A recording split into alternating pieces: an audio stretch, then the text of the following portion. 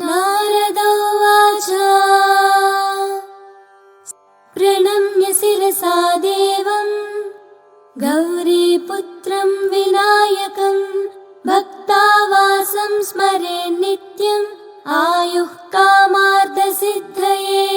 प्रथमं वक्रतुण्डं च एकदन्तं द्वितीयकं तृतीयं कृष्णपिङ्गाक्षं गजवक्त्रं चतुर्थकं लम्बोदरं पञ्चमं च षष्ठं विकटमेव च सप्तमं विघ्नराजं च धूम्रवर्णं तथाष्टमं नवमं फालचन्द्रं च दशमं तु विनायकम् एकादशं गणपति द्वादशं तु गजाननं द्वादशैतानि नामानि त्रिसन्ध्यं यः पठेन्नरः न च विघ्नभयं तस्य सर्वसिद्धिकारकं प्रभो विद्यार्थी लभते विद्यां धनार्थी लभते धनं पुत्रार्थी लभते पुत्रान् मोक्षार्थी लभते गतिम् जपेत् गणपतिस्तोत्रम् षड्भिर्मासैः फलं लभेत् संवत्सरेण सिद्धिं च लभते नात्र संशयः अष्टभ्यो ब्राह्मणेभ्यश्च लिखित्वा यः समर्पयेत् तस्य विद्या भवेत् सर्वा गणेशस्य प्रसादतः इति श्रीनारदपुराणे सङ्कटनाशन गणेशस्तोत्रम्। नारद उवाच प्रणम्य शिरसा देवम् गौरीपुत्रं विनायकं भक्तावासं स्मरे नित्यम् आयुः कामार्थसिद्धये प्रथमं वक्रतुण्डं च एकदन्तं द्वितीयकं तृतीयं कृष्णपिङ्गाक्षं गजवक्त्रं चतुर्थकं लम्बोदरं पञ्चमं च षष्ठं विकटमेव च सप्तमं विघ्नराजं च धूम्रवर्णं तथाष्टमं नवमं फालचन्द्रं च दशमं तु विनायकम् एकादशं गणपति द्वादशं तु गजाननं द्वादशैतानि नामानि त्रिसन्ध्यं यः पठेन्नरः न च विघ्नभयं तस्य सर्वसिद्धिकारकं प्रभो विद्यार्थी लभते विद्यां धनार्थी लभते धनं पुत्रार्थी लभते पुत्रान् मोक्षार्थी लभते गतिम् जपेत् गणपतिस्तोत्रम् षड्भिर्मासैः फलं लभेत् संवत्सरेण सिद्धिं च लभते नात्र संशयः अष्टभ्यो ब्राह्मणेभ्यश्च लिखित्वा यः समर्पयेत् तस्य विद्या भवेत् सर्वा गणेशस्य प्रसादतः इति श्रीनारदपुराणे सङ्कटनाशन गणेशस्तोत्रम्। नारद उवाच प्रणम्य शिरसा देवम् गौरीपुत्रं विनायकं भक्तावासं स्मरे नित्यम् आयुः कामार्थसिद्धये प्रथमं वक्रतुण्डं च एकदन्तं द्वितीयकं तृतीयं कृष्णपिङ्गाक्षं गजवक्त्रं चतुर्थकं लम्बोदरं पञ्चमं च षष्ठं विकटमेव च सप्तमं विघ्नराजं च धूम्रवर्णं तथाष्टमं नवमं फालचन्द्रं च दशमं तु विनायकम् एकादशं गणपति द्वादशं तु गजाननं द्वादशैतानि नामानि त्रिसन्ध्यं यः पठेन्नरः न च विघ्नभयं तस्य सर्वसिद्धिकारकं प्रभो विद्यार्थी लभते विद्यां धनार्थी लभते धनं पुत्रार्थी लभते पुत्रान् मोक्षार्थी लभते गतिम् जपेत् गणपतिस्तोत्रम् षड्भिर्मासैः फलं लभेत् संवत्सरेण सिद्धिं च लभते नात्र संशयः अष्टभ्यो ब्राह्मणेभ्यश्च लिखित्वा यः समर्पयेत् तस्य विद्या भवेत् सर्वा गणेशस्य प्रसादतः इति श्रीनारदपुराणे सङ्कटनाशन गणेशस्तोत्रम्। नारद उवाच प्रणम्य शिरसा देवं गौरीपुत्रं विनायकं भक्तावासं स्मरे नित्यम् आयुः कामार्थसिद्धये प्रथमं वक्रतुण्डं च एकदन्तं द्वितीयकं तृतीयं कृष्णपिङ्गाक्षं गजवक्त्रं चतुर्थकं लम्बोदरं पञ्चमं च षष्ठं विकटमेव च सप्तमं विघ्नराजं च धूम्रवर्णं तथाष्टमं नवमं बालचन्द्रं च दशमं तु विनायकम् एकादशं गणपति द्वादशं तु गजाननं द्वादशैतानि नामानि त्रिसन्ध्यं यः पठेन्नरः न च विघ्नभयं तस्य सर्वसिद्धिकारकं प्रभो विद्यार्थी लभते विद्यां धनार्थी लभते धनं पुत्रार्थी लभते पुत्रान् मोक्षार्थी लभते गतिम् जपेत् गणपतिस्तोत्रम् षड्भिर्मासैः फलं लभेत् संवत्सरेण सिद्धिं च लभते नात्र संशयः अष्टभ्यो ब्राह्मणेभ्यश्च लिखित्वा यः समर्पयेत् तस्य विद्या भवेत् सर्वा गणेशस्य प्रसादतः इति श्रीनारदपुराणे सङ्कटनाशन गणेशस्तोत्रम्। नारद उवाच प्रणम्य शिरसा देवं गौरीपुत्रं विनायकं भक्तावासं स्मरे नित्यम् आयुः कामार्थसिद्धये प्रथमं वक्रतुण्डं च एकदन्तं द्वितीयकं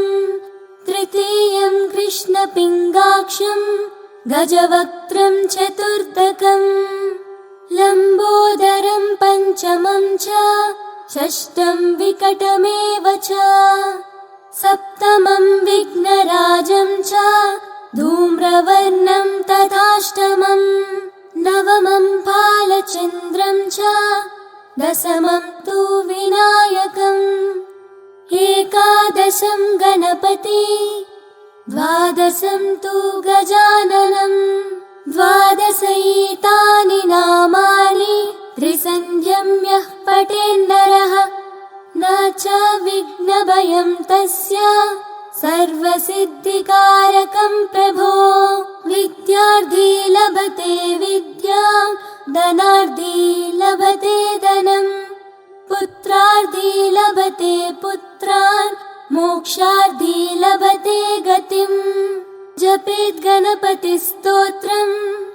षड्भिर्मासैः फलं लभेत् संवत्सरेण सिद्धिं च लभते नात्र संशयः अष्टभ्यो ब्राह्मणेभ्यश्च लिखित्वा यः समर्पयेत् तस्य विद्या भवेत् सर्वा गणेशस्य प्रसादतः इति श्रीनारदपुराणे सङ्कटनाशन गणेशस्तोत्रम्। नारद उवाच प्रणम्य शिरसा देवम्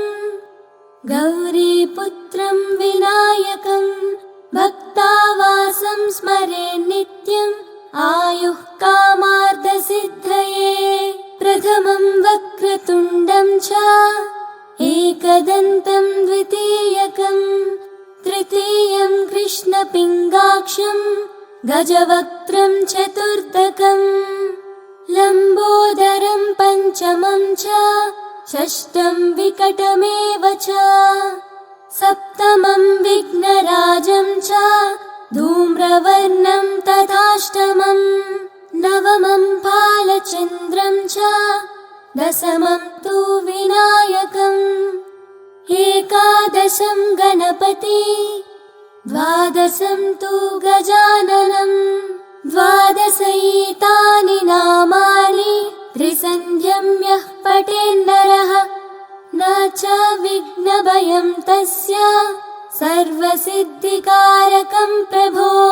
विद्यार्थी लभते विद्यां धनार्थी लभते धनम् पुत्रार्थी लभते पुत्रान् मोक्षार्थी लभते गतिम् जपेत् गणपतिस्तोत्रम् षड्भिर्मासैः फलं लभेत् संवत्सरेण सिद्धिं च लभते नात्र संशयः अष्टभ्यो ब्राह्मणेभ्यश्च लिखित्वा यः समर्पयेत् तस्य विद्या भवेत् सर्वा गणेशस्य प्रसादतः इति श्रीनारदपुराणे सङ्कटनाशन गणेशस्तोत्रम्। नारद उवाच प्रणम्य शिरसा देवम् गौरीपुत्रं विनायकं भक्तावासं स्मरे नित्यम् आयुः कामार्थसिद्धये प्रथमं वक्रतुण्डं च एकदन्तं द्वितीयकं तृतीयं कृष्णपिङ्गाक्षं गजवक्त्रं चतुर्थकम् लम्बोदरं पञ्चमं च षष्ठं विकटमेव च सप्तमं विघ्नराजं च धूम्रवर्णं तथाष्टमं नवमं फालचन्द्रं च दशमं तु विनायकम् एकादशं गणपति द्वादशं तु गजाननम् द्वादशैतानि नामानि त्रिसन्ध्यं यः पठेन्नरः न च विघ्नभयं तस्य सर्वसिद्धिकारकं प्रभो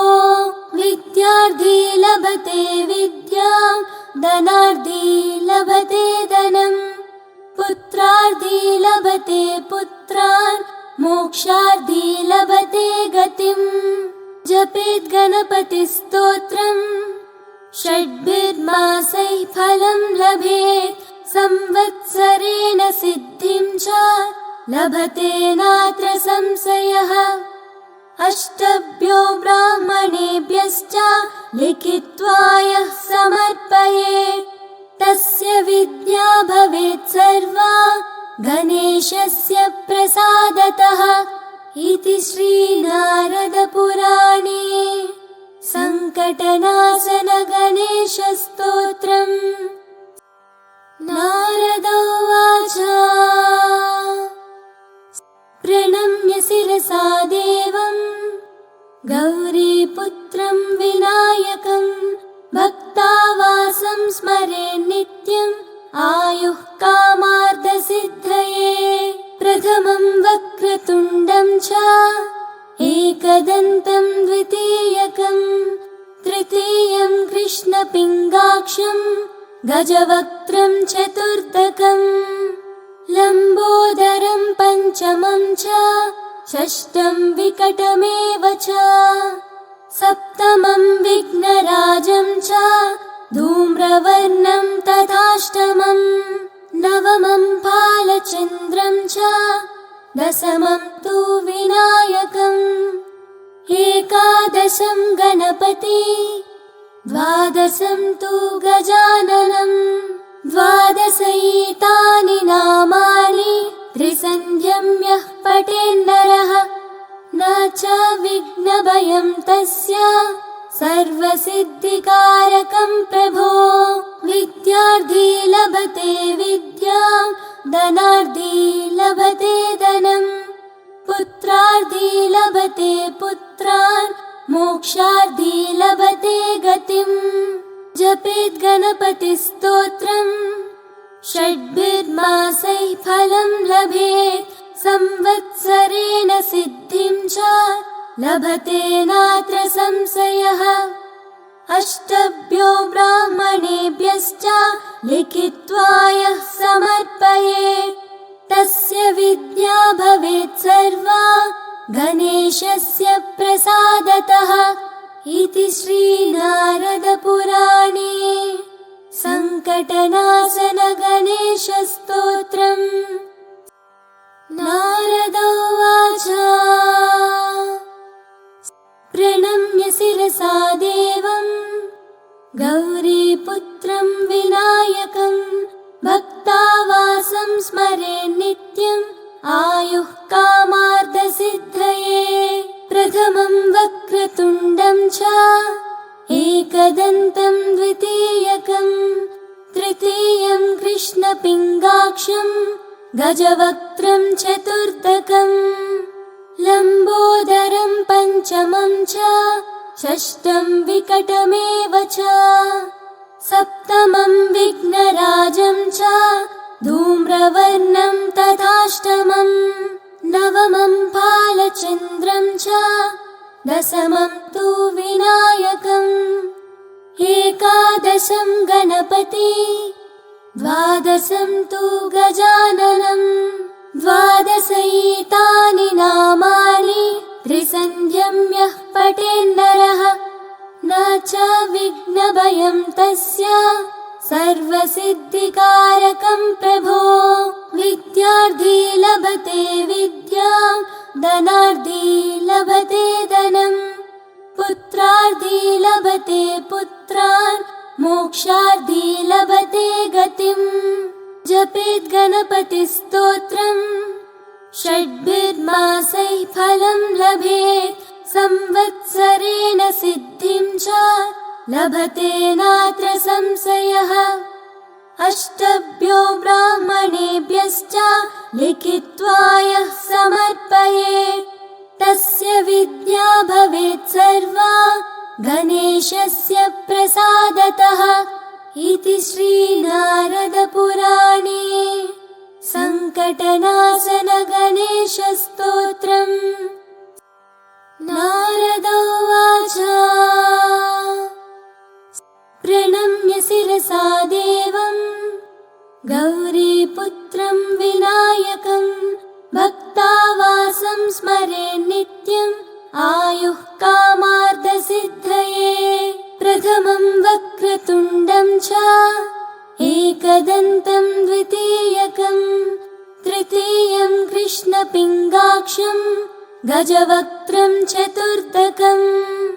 लम्बोदरं पञ्चमं च षष्ठं विकटमेव च सप्तमं विघ्नराजं च धूम्रवर्णं तथाष्टमम् नवमं फालचन्द्रं च दशमं तु विनायकम् एकादशं गणपति द्वादशं तु गजाननम्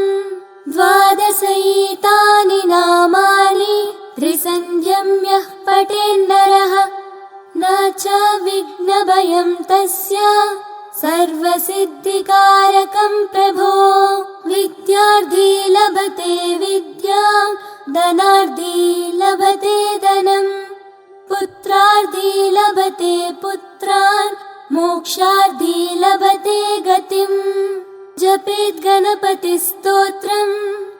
षड्भिर्मासैः फलं लभेत् संवत्सरेण सिद्धिं च लभते नात्र संशयः अष्टभ्यो ब्राह्मणेभ्यश्च लिखित्वा यः समर्पयेत् तस्य विद्या भवेत् सर्वा गणेशस्य प्रसादतः इति श्रीनारदपुराणे सङ्कटनाशन गणेशस्तोत्रम्। नारद उवाच प्रणम्य शिरसा देवम् गौरीपुत्रं विनायकं भक्तावासं स्मरे नित्यम् आयुः कामार्थसिद्धये प्रथमं वक्रतुण्डं च एकदन्तं द्वितीयकं तृतीयं कृष्णपिङ्गाक्षं गजवक्त्रं चतुर्थकम् लम्बोदरं पञ्चमं च षष्ठं विकटमेव च सप्तमं विघ्नराजं च धूम्रवर्णं तथाष्टमं नवमं फालचन्द्रं च दशमं तु विनायकम् एकादशं गणपति द्वादशं तु गजाननम् द्वादशैतानि नामानि त्रिसन्ध्यं यः पठेन्नरः न च विघ्नभयं तस्य सर्वसिद्धिकारकं प्रभो विद्यार्थी लभते विद्यां धनार्थी लभते धनम् पुत्रार्थी लभते पुत्रान् मोक्षार्थी लभते गतिम् जपेत् गणपतिस्तोत्रम् षड्भिर्मासैः फलं लभेत् संवत्सरेण सिद्धिं च लभते नात्र संशयः अष्टभ्यो ब्राह्मणेभ्यश्च लिखित्वा यः समर्पयेत् तस्य विद्या भवेत् सर्वा गणेशस्य प्रसादतः इति श्रीनारदपुराणे सङ्कटनाशन गणेशस्तोत्रम्। नारद उवाच प्रणम्य शिरसा देवम् गौरीपुत्रं विनायकं भक्तावासं स्मरे नित्यम् आयुः कामार्थसिद्धये प्रथमं वक्रतुण्डं च एकदन्तं द्वितीयकं तृतीयं कृष्णपिङ्गाक्षं गजवक्त्रं चतुर्थकम् लम्बोदरं पञ्चमं च षष्ठं विकटमेव च सप्तमं विघ्नराजं च धूम्रवर्णं तथाष्टमं नवमं फालचन्द्रं च दशमं तु विनायकम् एकादशं गणपति द्वादशं तु गजाननम् द्वादशैतानि नामानि त्रिसन्ध्यं यः पठेन्नरः न च विघ्नभयं तस्य सर्वसिद्धिकारकं प्रभो विद्यार्थी लभते विद्यां धनार्थी लभते धनम् पुत्रार्थी लभते पुत्रान् मोक्षार्थी लभते गतिम् जपेत् गणपतिस्तोत्रम् षड्भिर्मासैः फलं लभेत् संवत्सरेण सिद्धिं च लभते नात्र संशयः अष्टभ्यो ब्राह्मणेभ्यश्च लिखित्वा यः समर्पयेत् तस्य विद्या भवेत् सर्वा गणेशस्य प्रसादतः इति श्रीनारदपुराणे सङ्कटनाशन गणेशस्तोत्रम्। नारद उवाच प्रणम्य शिरसा देवम् गौरीपुत्रं विनायकम् स्मरे नित्यम् आयुः कामार्थसिद्धये। प्रथमं वक्रतुण्डं च एकदन्तं द्वितीयकं तृतीयं कृष्णपिङ्गाक्षं गजवक्त्रं चतुर्थकम् लम्बोदरं पञ्चमं च षष्ठं विकटमेव च सप्तमं विघ्नराजं च धूम्रवर्णं तथाष्टमम् नवमं फालचन्द्रं च दशमं तु विनायकम् एकादशं गणपति द्वादशं तु गजाननम् द्वादशैतानि नामानि त्रिसन्ध्यं यः पठेन्नरः न च विघ्नभयं तस्य सर्वसिद्धिकारकं प्रभो। विद्यार्थी लभते विद्यां धनार्थी लभते धनम् पुत्रार्थी लभते पुत्रान् मोक्षार्थी लभते गतिम्। जपेत् गणपतिस्तोत्रम् षड्भिर्मासैः फलं लभेत् संवत्सरेण सिद्धिं च लभते नात्र संशयः। अष्टभ्यो ब्राह्मणेभ्यश्च लिखित्वा यः समर्पयेत् तस्य विद्या भवेत् सर्वा गणेशस्य प्रसादतः। इति श्रीनारदपुराणे सङ्कटनाशन गणेशस्तोत्रम्। नारद उवाच प्रणम्य शिरसा देवं गौरीपुत्रं विनायकं भक्तावासं स्मरे नित्यम् आयुः कामार्थसिद्धये। प्रथमं वक्रतुण्डं च एकदन्तं द्वितीयकं तृतीयं कृष्णपिङ्गाक्षं गजवक्त्रं चतुर्थकम् लम्बोदरं पञ्चमं च षष्ठं विकटमेव च सप्तमं विघ्नराजं च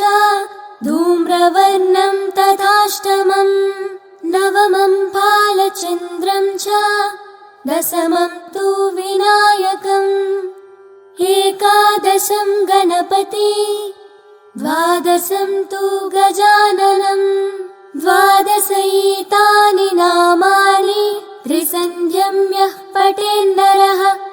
न च विघ्नभयं तस्य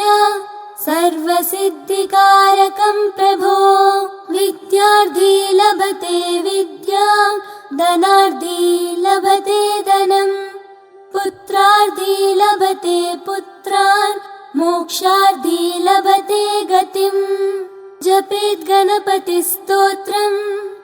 षड्भिर्मासैः फलं लभेत् संवत्सरेण सिद्धिं च लभते नात्र संशयः। अष्टभ्यो ब्राह्मणेभ्यश्च लिखित्वा यः समर्पयेत्